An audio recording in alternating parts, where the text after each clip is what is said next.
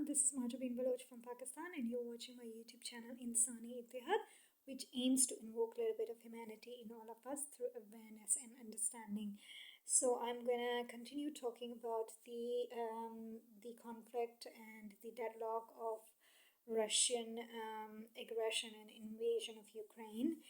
And I wanted to make this video because I wanted to share my deepest admiration for both Russia and Ukraine, for the people of Russia and the people of Ukraine, and the two presidents, two greatest and iconic, and I must say, history would remember these two presidents who not only share their ancestral, as in they're both Russian in a way that, Ukraine was basically part of Russia, and actually Russians have been emerged from Kiev, Ukraine.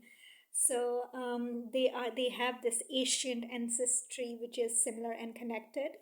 So these two presidents who happen to have the same name with a different spellings and a different, say, pronunciation. So it's Vladimir and Volodymyr, but it's such a, it's a wartime situation and people are dying, and it's such a sad state of events. And of course, but I was just reading some Torah, and I was preparing for Purim, and I heard a great share from Rabbi Jacobson on Monday, and I was just going through it because I missed the beginning, so I went through it again, all over again, and he was mentioning the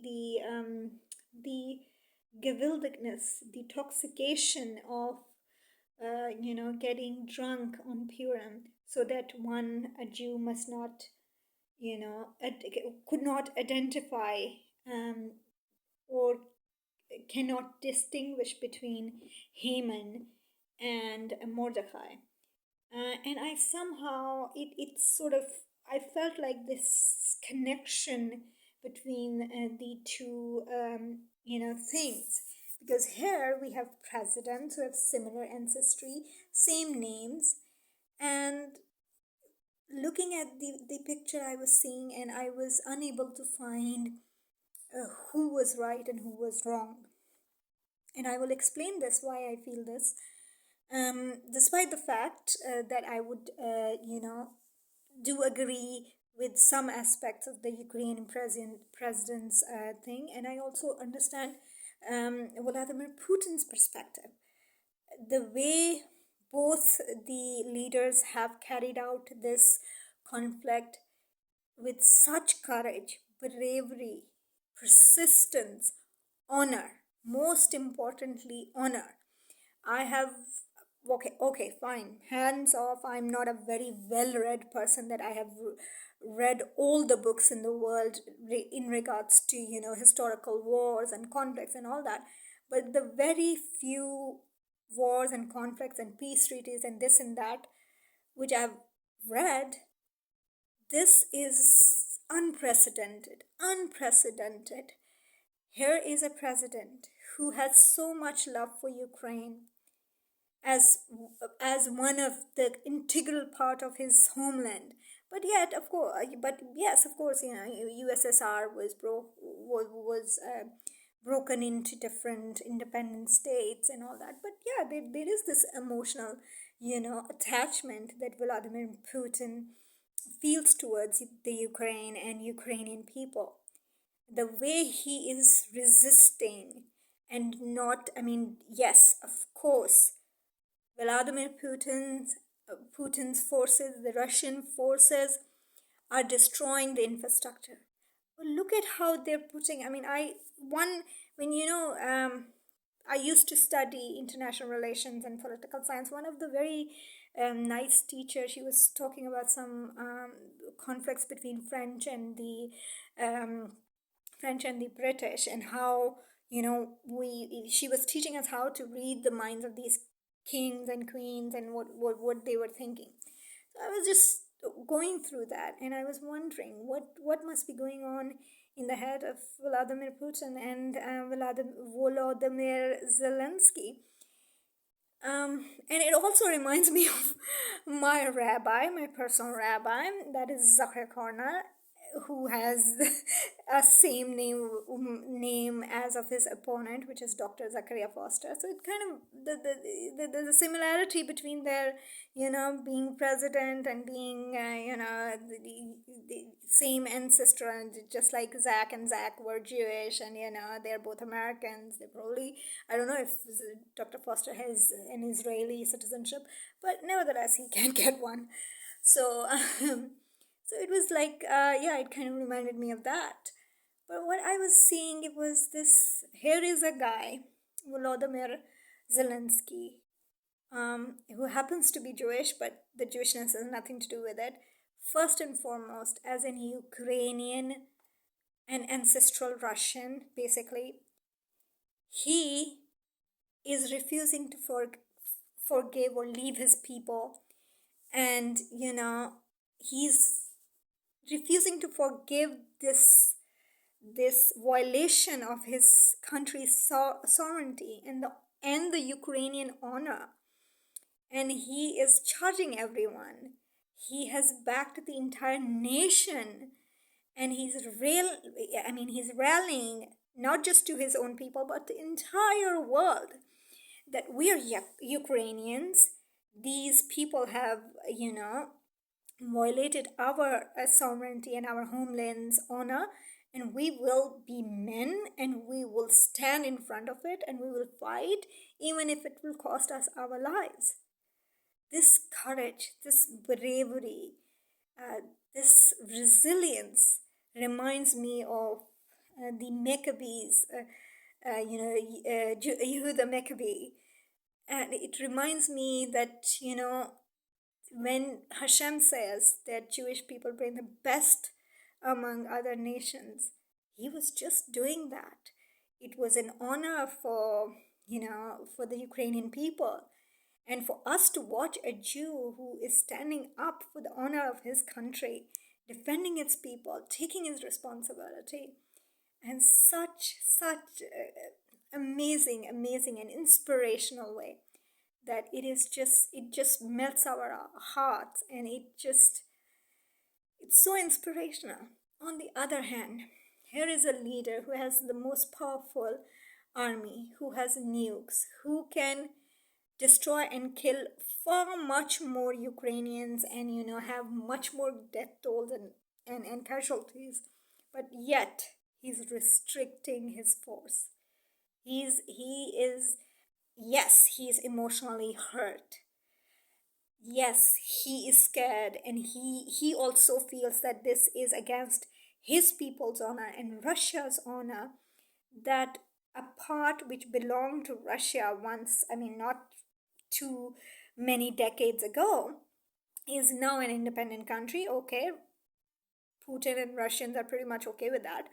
But now you want to go into EU. Okay, fine, go into EU. But now you also, it puts Putin and the Russian into this insecure state, that what if tomorrow Ukraine becomes part of the NATO also? Because being part of EU kind of gives you this edge to go into NATO. And it would be an insult for one of those Russian old soldiers who fought in World War II, the celebrated Russian soldiers who fought the Nazi Germans at the Stalingrad, for Putin, we must understand that Putin was an army person. He was a spy. He was this patriotic, army official in intelligence working for the good of his country. He remembers World War II. He also remembers the Cold War, how the West ganged up against his country and broke it into pieces. um, it hurts. It hurts. Although you see this very strong Vladimir Putin, but after all, he's a human. I was seeing this video, which I will put in the link. I would put a series of link of the videos where you see this human aspect, this good and good aspect of Vladimir Putin, and humanizing Vladimir Putin and humanizing Russia. When I say do not pour gasoline on the fire, I literally mean it. Both Vladimirs are exceptional leaders. Vladimir Zelensky is a great leader in making, no doubt, amazing. But when you look at the social media, especially, again, I would mention the Indian media, Pakistani media, the South Asian media, and now even the American media, patheticness. I mean, the Indian media, they play on the both side. On one hand, they condemn Putin also and provoke him to nuke these Ukrainians or do that. It was so hurtful for me to listen to these Indian commenters on social media and on mainstream media saying Putin wants Zelensky dead because he's a Jew or this and that. For Christ's sake, know the history of Putin. Putin's best friends are all Jewish. If you don't know, one of his best friend, the best Jewish friend, is Mikhail Friedman, and the other one, who happens to be the father of his ex-son-in-law, who has been his friend since forever. He was born in Belarus, and I forgot his name. I'm really sorry, but yes, his ex. He actually married off his daughter to his best friend and his business partner, long-term ally. Of course, there are corruption issues. Nevinly put a lot of cases and busted those claims that he was bribing and corrupting and taking money to foreign offshore accounts through the facilitation of his son-in-law and his best friend, who is the father of his son-in-law. Anyway, they got divorced. Maybe blessing in disguise. His daughter got divorced, but well, he didn't even kill his. I mean, if he Putin was a true anti-Semite, the first thing he should have done was killed his own son-in-law because he just ditched his daughter. Come on, let's stop evil making Satan out of people. Humans make mistakes. They're not a Satan. Even Satan, I have huge respect of Satan and our hit Sahara actually push us to do better, to challenge ourselves, to wrestle with our circumstances and our audacities and our and rise above our situations and be more human and more moral than any less. And here is a media saying Vladimir Putin takes drugs and cocaine, and then the foreign ministers, all these people, they pick up on it. The Russian foreign minister, this guy is a Nazi, he takes drugs, he is neo-Nazis. Come on, this is not how in the 21st century you will resolve conflicts. I mean, for Christ's sake, this is not how one should behave. There has to be maturity, sensibility, and there should be clear communication. What are the pressing issues? What are the core things which are driving a conflict? Vladimir Putin clearly said with his mouth that he does not want to annex Ukraine. He does not he has no issues Ukraine going into EU, only if Ukraine and the EU guarantee that Ukraine will never join NATO. Because if Ukraine will join NATO, it will be emotionally very painful for Putin personally if he will see those German soldiers in NATO uniform standing on the soil which was once USSR. Ladies and gentlemen, people go and become heads of state, but they still be humans. They have memories, they have emotions, they have insecurities, and they get hurt. It would be literally like Syria saying we're making a pact with Iran, so Iranian soldiers and Syrian soldiers will be posted near the Israel Syria border, and Israel should not feel insecure or hostile towards it. Or in another scenario, it will be like Cuba says, or Mexico. Okay, Mexico is the right country. Mexico says we are making a pact with China and North Korea, and so therefore Chinese and North Korean military forces and their military personnel with all their equipments would come make bases on the Mexico-American border. How would the Americans feel about it? Or for that matter, how would America feel when Canada makes that sort of decision that we're making this pact with North Korea and China, and China and North Korea would make military bases and have military installation near the Canadian and American border. Come on, if we think that that is bad, then we need to understand that we need to be sensitive towards other people's insecurities. Yes, it is rightly so, and Ukraine and Volodymyr Zelensky and his cabinet and his people have all the rights to take perks and privileges of EU. Joining the NATO would definitely strengthen the Ukrainian army. It will also cut cost of Ukraine to maintain military facilities and military equipments, because they don't have the money to purchase new weapons, high-tech weapons. So going into NATO, Zelensky wants to strengthen Ukrainian army and Ukrainian economy. Geopolitically, it will first and foremost give security to Zelensky and Ukrainian people and Ukraine against Belarus, because Belarus has more grudges over Ukraine than Putin has grudges over Ukraine. Please, Vladimir Putin is not an anti-Semite. He's not after the life of Has Vashalom, Volodymyr Zelensky. May he be protected and may his family be protected.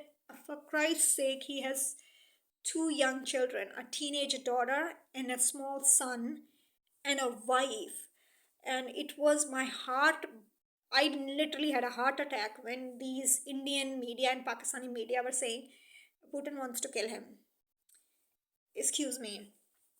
Yes, fine.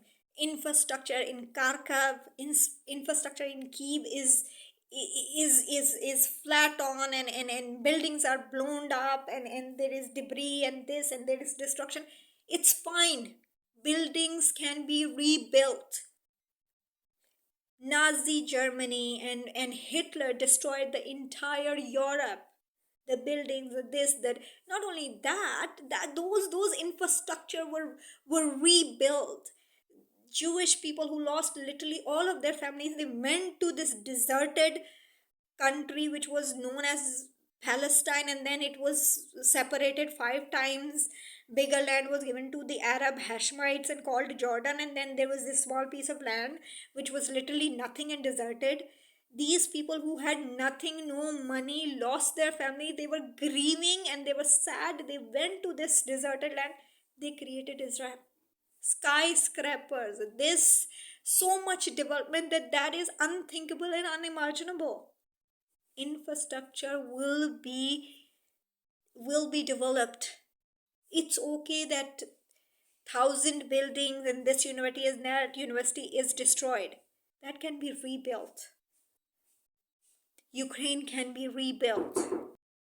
So please don't worry about the infrastructure and the destruction. Ukraine can be rebuilt. But please do not take lives. People shouldn't be killed.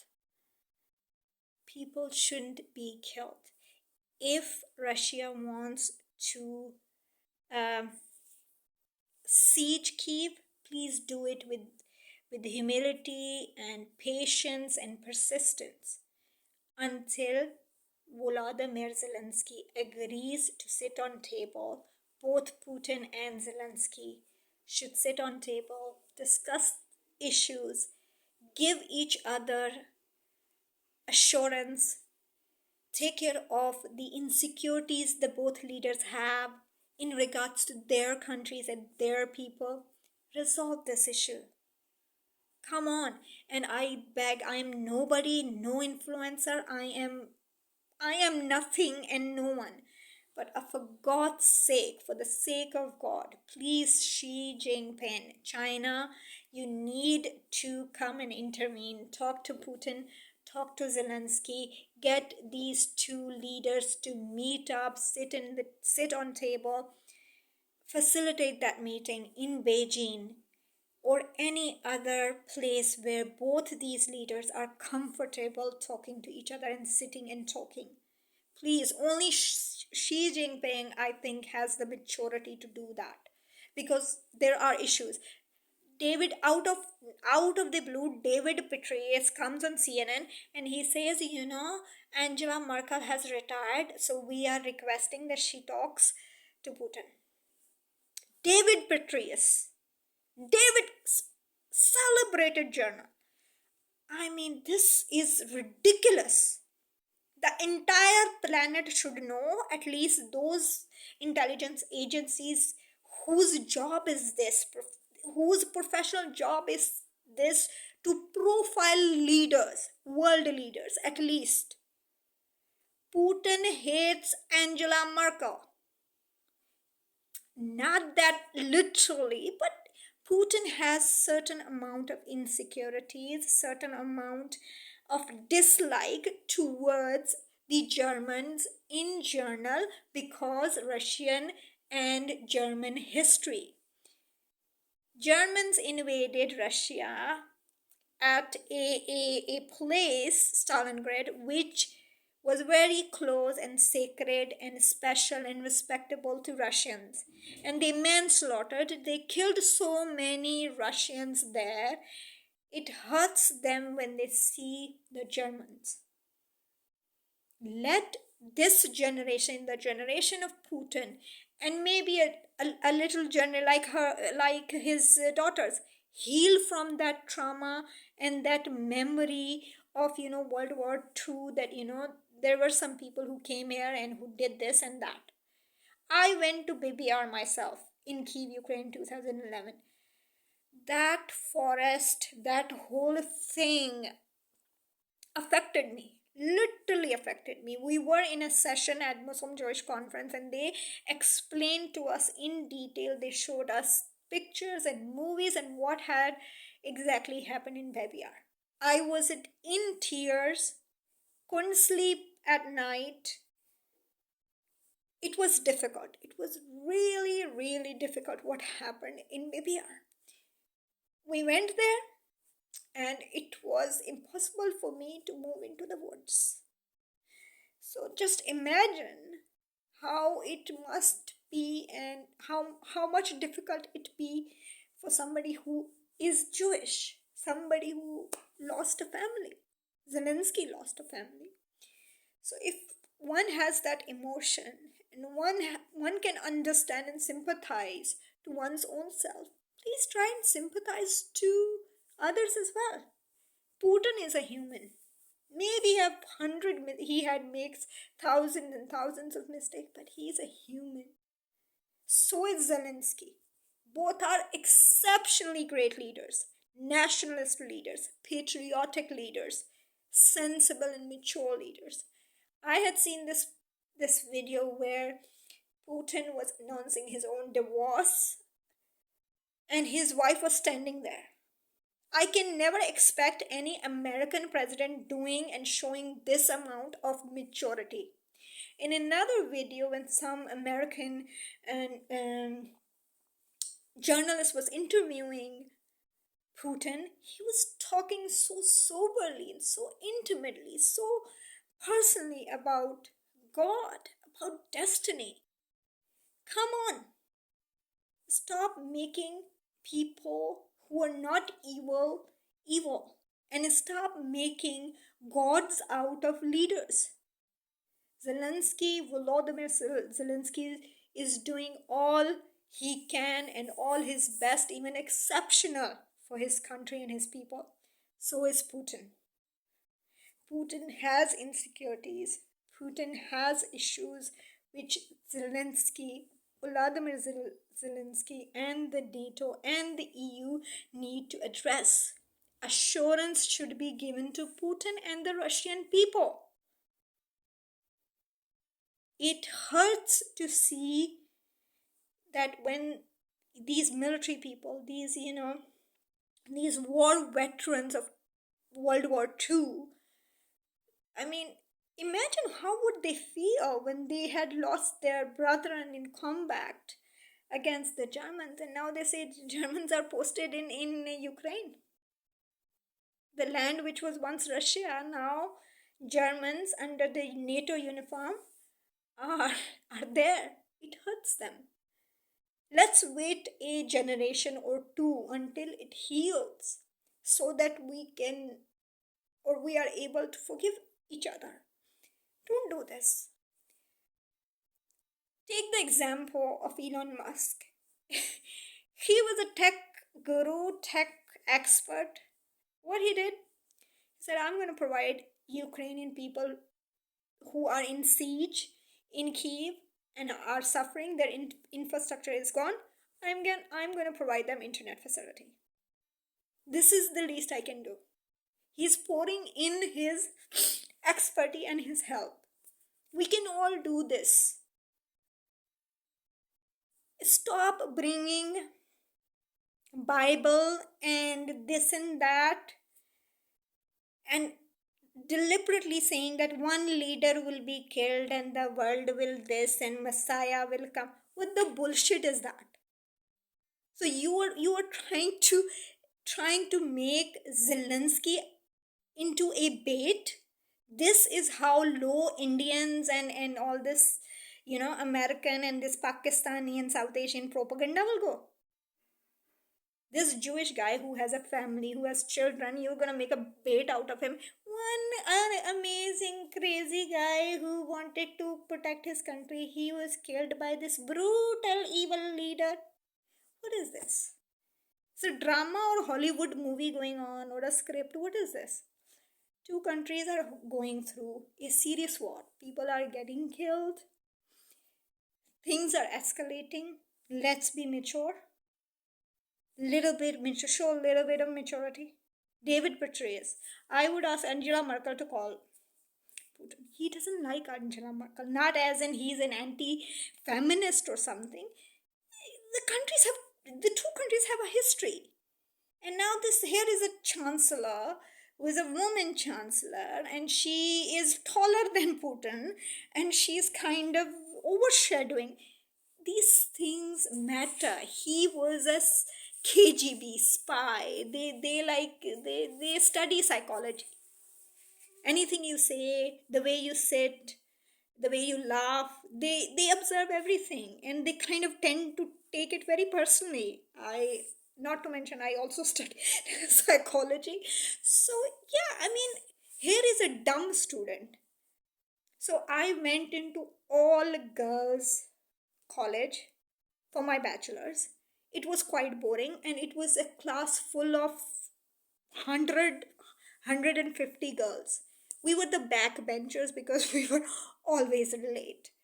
We couldn't hear the teacher, and all the teachers were also female, so they couldn't scream at us while giving us lectures. So I saw no point in sitting in my classroom of political science or international relations or psychology. So what I did was I bunked the class most of the time and then read the lessons and topics on my own. that too with least interest. And I have this much maturity. And here are people who are serving nations, who went to Ivy colleges, who have 10 or 20 years of work experience working as diplomats, PR campaigners, advocacy campaign. This is what you come up with. This is what you come up with. So in the Bible there is written, so Mashiach's coming, second coming of Jesus. Oh my God, you take the Christians, those evangelicals.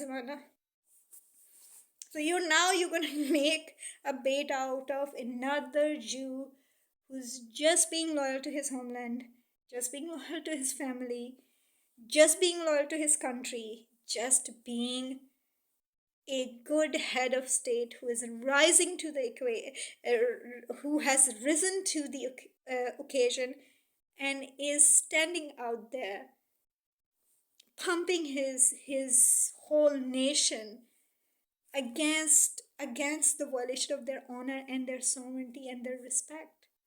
And instead of talking to the two leaders, facilitating their meeting, and then again, what best Joe Biden and the West can do is sanction people in Russia. So what kind of messages you are giving to Putin? That we're gonna financially terrorize you?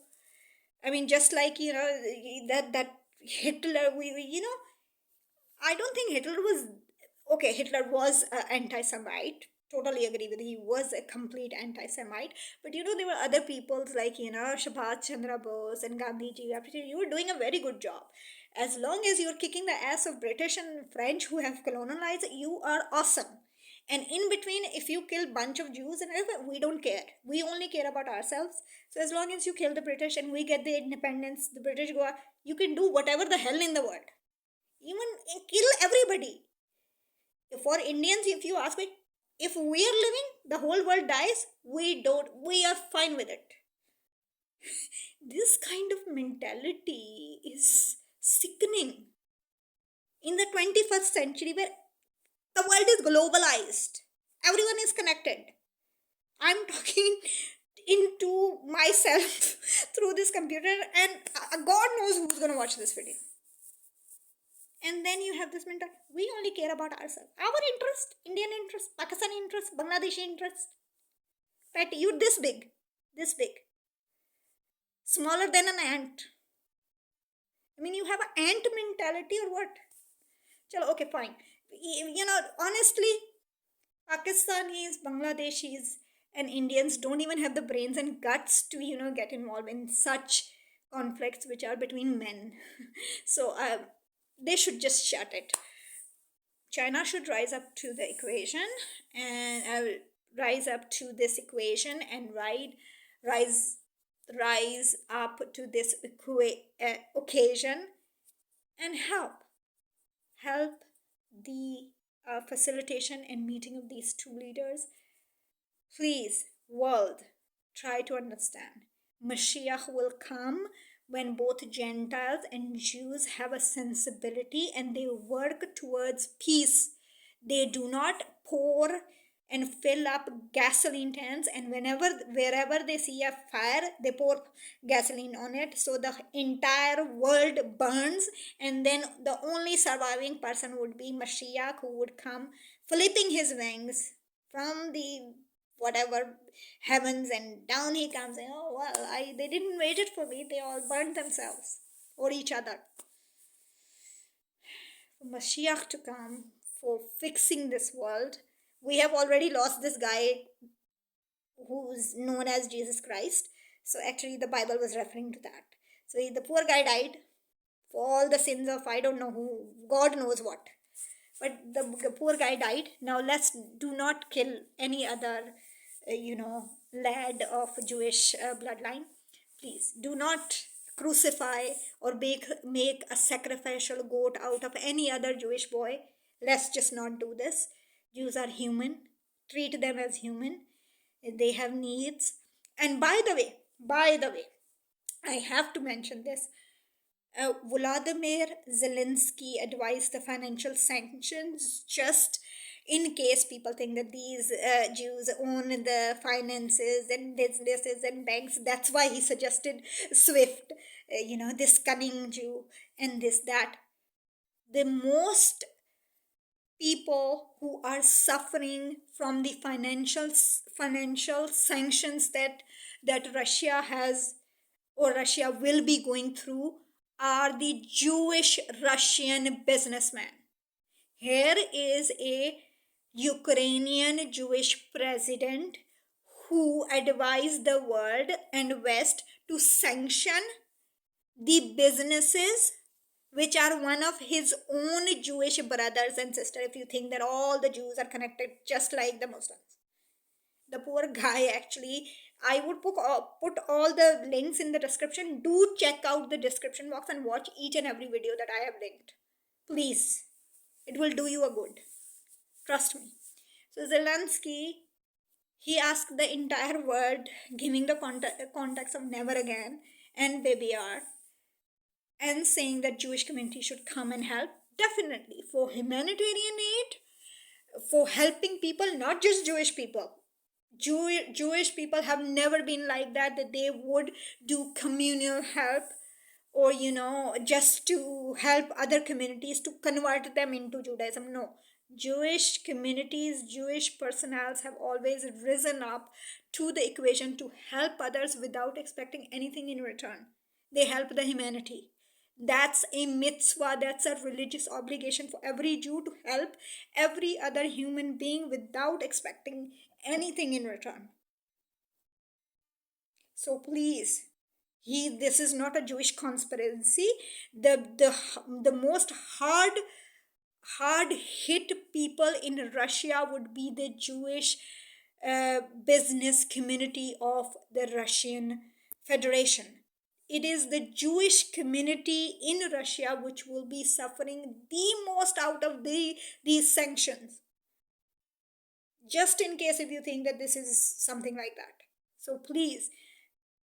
Also, I was personally very, very disappointed on one thing that Volodymyr Zelensky did, was when he addressed the EU session, he put a fist and made it like that, which kind of reminded me of Stalin and Hitler. And these gestures, please guys, it is definitely not a deliberate mistake. I can understand he must have been not he must have been awake all night through the operations. He must have been calling so many leaders, and he would have done it totally unintentionally just to boost up the morale of his his army and the people who, and the Ukrainian people who have took arms in their hands to protect their nation. But these fist raising gestures, not good, not good. When Vladimir Zelensky says, please remember, never again. So I must tell you, you also remember, Mr. President, never again. And that never again should not be limited to only Jews, but to the entire European population, not just entire European population, but the entire world. It's about time. Gentiles and Jews need to work hard and rise up to their occasion, rise up to their calling. This is a time for peace, not war. This is a time for sensibility. This is a time that we show our true humanity.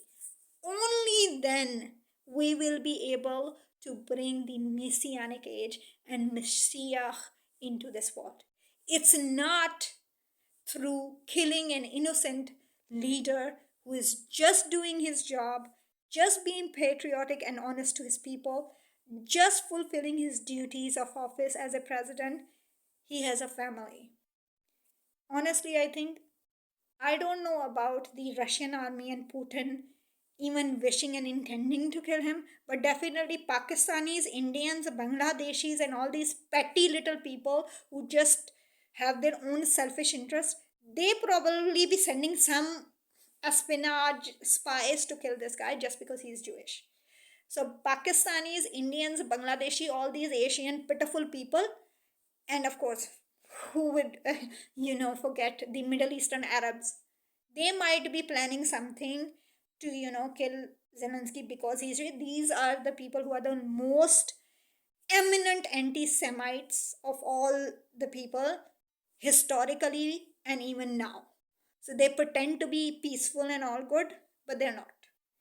And these are the people who need to understand, despite the fact that you are Gentile, but you need to also rise your morals and, start behaving like humans so that Mashiach and the Messianic age can come.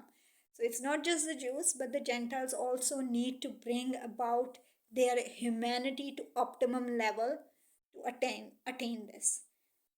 I am not even sorry for offending anyone.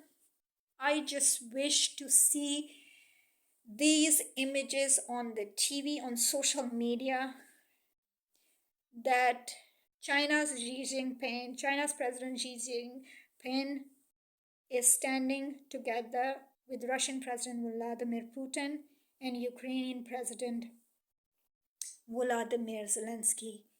And three of these leaders are managing and drafting and signing a peace treaty which allows the Ukrainian people economic benefits and going into EU, and perhaps in certain agreements joining NATO also, because that will help them modernize their military and buy modern equipment for strengthening their defenses.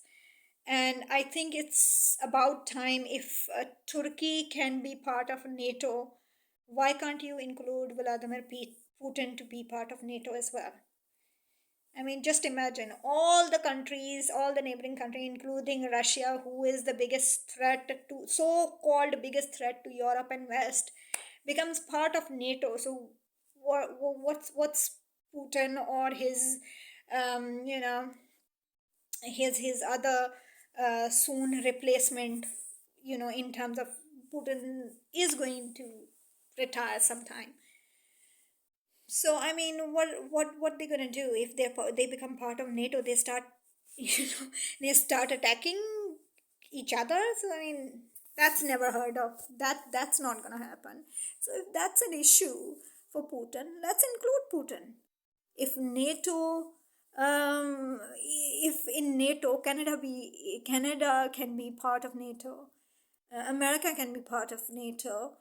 Turkey, who facilitated the Nazis, can be part of NATO. Germany can be part of NATO. Why discriminate Russians? If you're including Ukrainian, include Russia also. It's about time that we stop making weapons and, start using our heads for productive works. Elon Musk is a great example. The guy is not only, doing great things for this planet Earth, but also, rehabilitating or shall I say habitating another planet altogether. Learn from him. We all have equal amount of ounces of brain in our heads and in our scalps.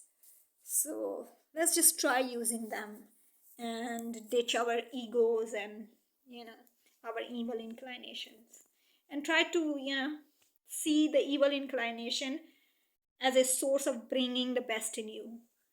And yeah, so I hope there is peace soon. I pray for peace.